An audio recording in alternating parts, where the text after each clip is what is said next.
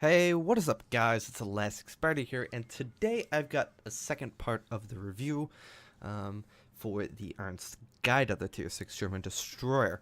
But this is going to be more about the 150mm guns that you can equip on this ship.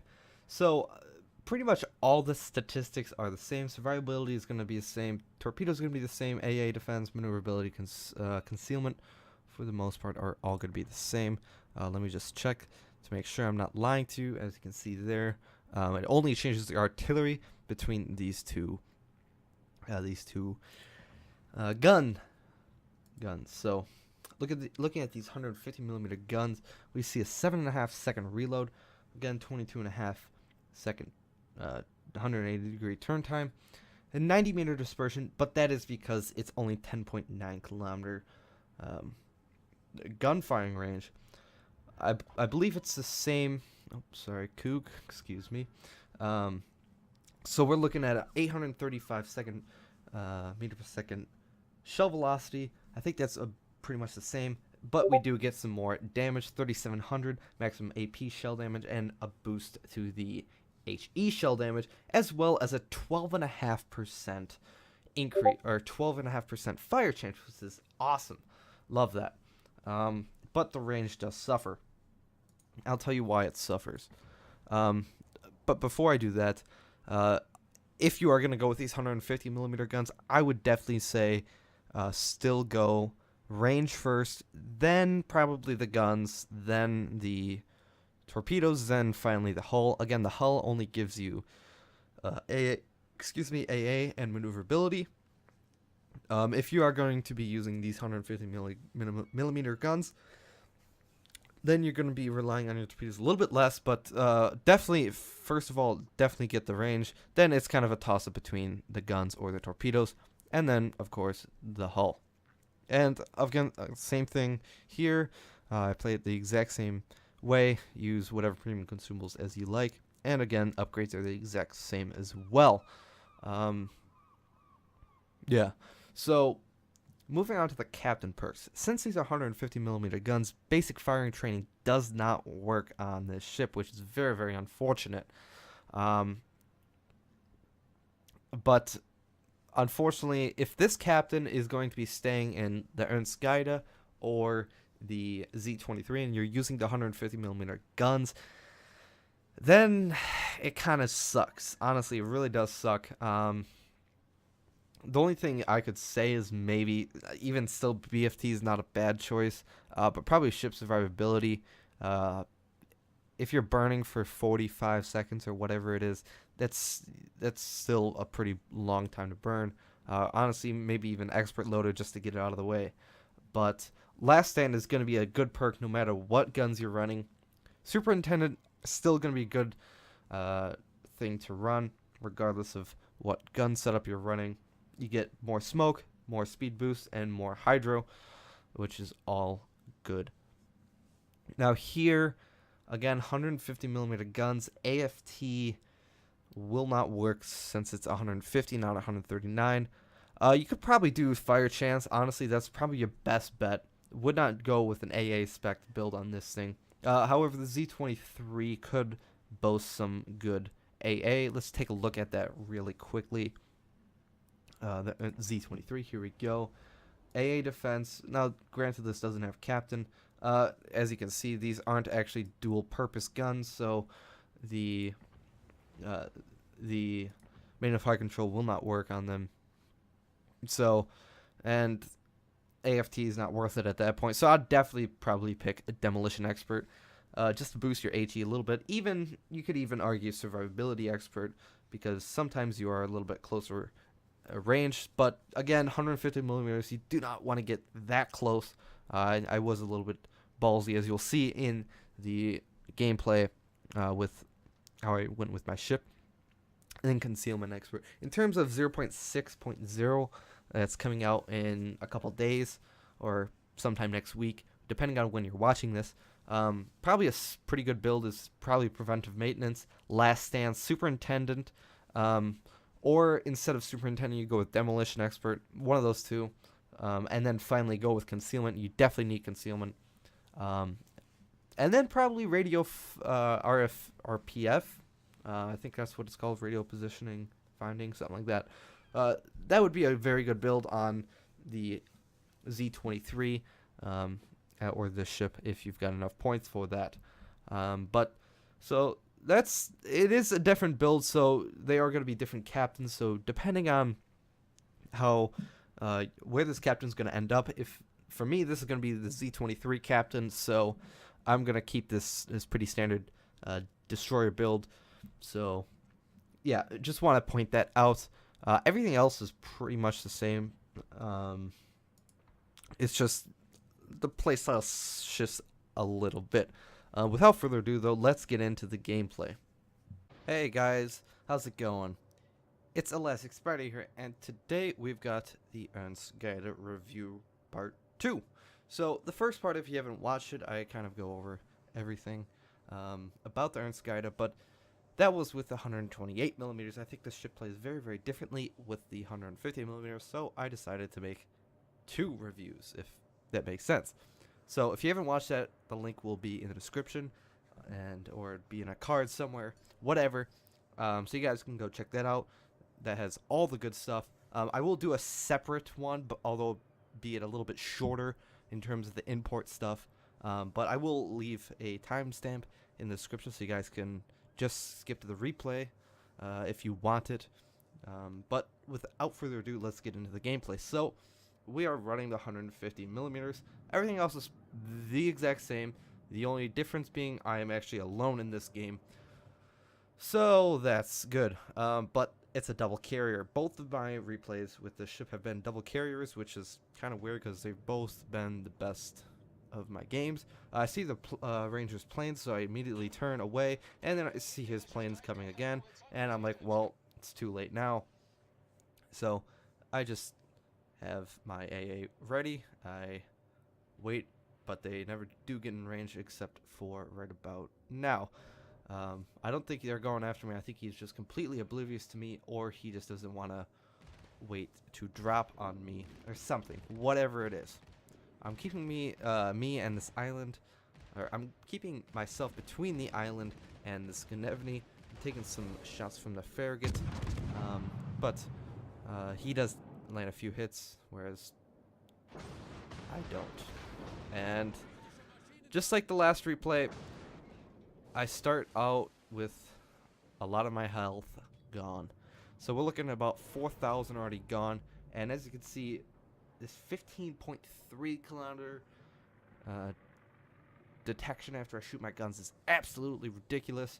One thing I do want to point out, excuse me, is that I've only got 10.9 kilometer gun range, so that is of course a bit unfortunate.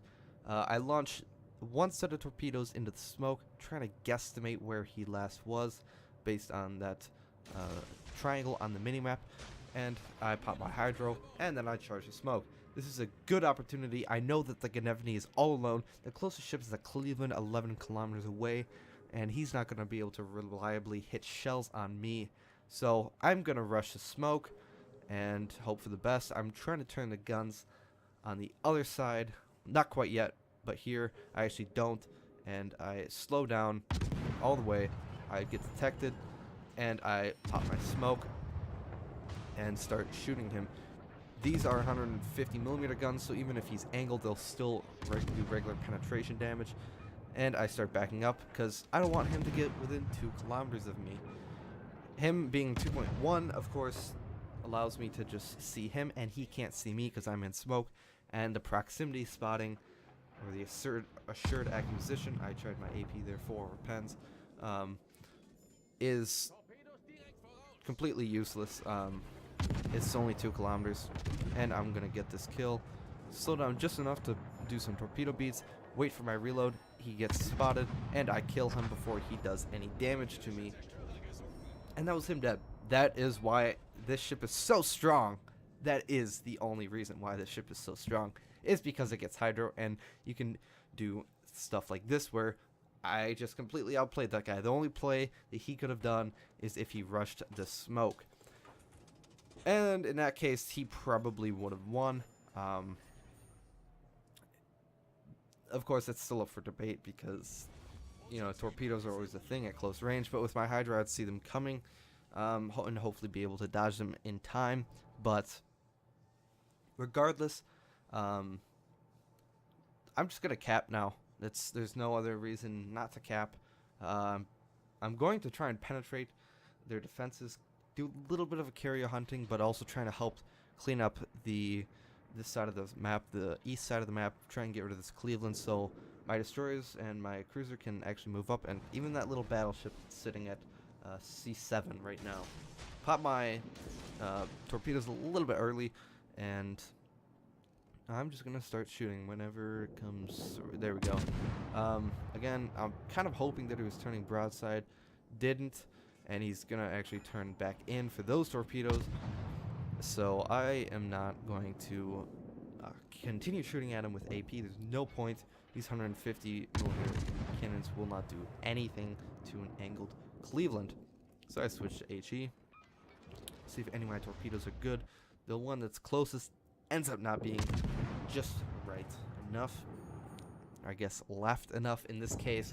But I'm just going to keep pelting him, try and help my team as much as possible, while continually closing the distance on this battleship. So, yeah. Again, pretty similar play style, kind of.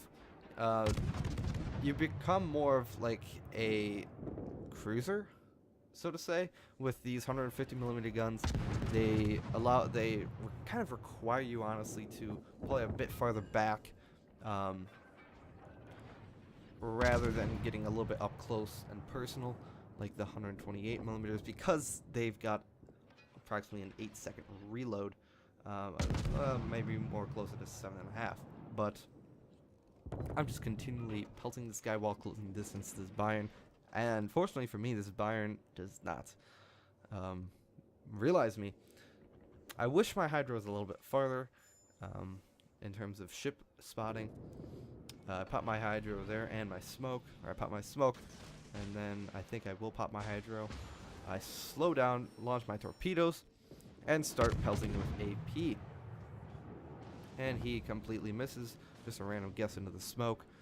Of course, just shooting AP into the broadside of a battleship all over pens. I aimed a little bit too high, because he was actually still closing the distance. But then, there we go, a nice solid pen. These German battleships aren't the best at the lower tiers for presenting the best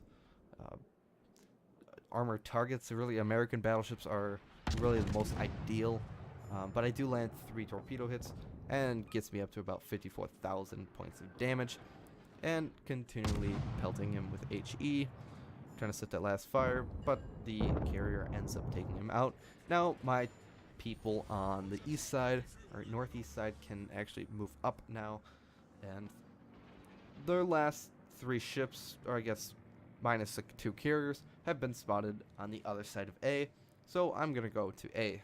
There's no reason not to do that. And I see the carrier is going after a friendly, is that cruiser? I'm not sure what that is, but he's going after him, so I'm just gonna kind of stay away and try not to get spotted and make my way to A. My smoke's going to be up in a minute 20. By the time I get there, I should be A-okay with that back up and running. So again, but even with these 150 millimeter guns, it still doesn't change too much how you play. You just have to be a lot more cautious, and again, pick your battles. That is the key with this ship. You really have to pick your battles. If you don't pick your battles, it's not like a American destroyer where you can sometimes pick your battles and other times you really don't have to. If you get spotted by a Japanese destroyer, you usually have the gun advantage. You pretty much always have the gun advantage. And you can just hunt them down because usually they're either slower or just about the same speed as you. So, yeah. So usually with American destroyers, you can kind of play a different play style. You don't have to be as worried all the time. With this ship, if you get spotted, you're screwed. Because as soon as you fire your guns, you're committing to the fact that, well, your smoke either better be up and ready to smoke so you can go undetected, or you are just going to be in a duel with every single ship shooting at you within your 15.3 kilometer detection. Hold off my torpedoes here. I'm going to do a torpedo run on the Death Star, or Arizona, same difference, right? So I'm gonna go right up as close as I can, keeping this island between me and him. He's looking this way because he knows I'm here. Pop my smoke a bit preemptively, and I wait. Don't shoot my torpedoes yet. Make sure he's not changing course too drastically, and then I, of course, shoot my torpedoes. Changing between torpedo launches, you can do that by hitting C. There you can see a very good damage. Again, American battleships are pretty prone to the heavy amounts of AP damage. You saw 2,400 there, 1,300 there, probably only one penetration. Hopefully I can get another. There's another nice salvo, 2,400, and I end up getting the devastating strike on the Arizona, landing 6 torpedoes with only 3 flooding. And I'm up to 112,000 damage. And now I'm with him taken care of. I'm gonna push into A and cap it. And maybe I can also get one of these carriers that's come around the corner, kind of not thinking or something. They're not paying attention. So, yeah, what was I saying? But you really do have to pick your battles. Like I said earlier in the first commentary, you want to kind of bob and weave between islands like I did there with that Arizona. I popped out, launched my full spread of torpedoes at him, and started pelting him. Of course, the carrier helped me in the end, but I don't think I really would have needed it. 6 torpedoes with flooding, and you're still going to be getting shot at by me, who's got HE shells that are decent. He's pretty much in a bad spot either way you look at it. End up capping this, and I managed to get 2 solo caps. I don't know how that Mayhem actually didn't get any cap points whatsoever. But again, pick your battles. Shoot a couple salvos before you go behind an island at another destroyer if he's spotted, or any other ship for that matter. And yeah, just pick your battles. And as you saw earlier at the start of the replay, I did push into B with these 150 millimeters. I only did that because there's only one destroyer around. If there's a second destroyer around, would not have done it. If there's more than one ship, you do not want to do that with this ship. Otherwise, you are really straining the potential on the ship, or the capabilities of the ship, rather. But yeah, so it was good replay overall. I think these 150 millimeter guns are probably my choice. However, you do have to adapt a little bit more. Certainly 117,000 damage. I think that's pretty good. Did very well. I'm a bit surprised I didn't get a little bit more XP. Detailed report looking at that. You can see my torpedo damage, 71,000. That's where I got most of my damage, and 203,000 credits earned. Certainly great. I hope you guys enjoyed this kind of 2-part series, I guess, to the review. And I hope you guys learned something from this as well. If you did, please leave a like and subscribe. See you in the next one.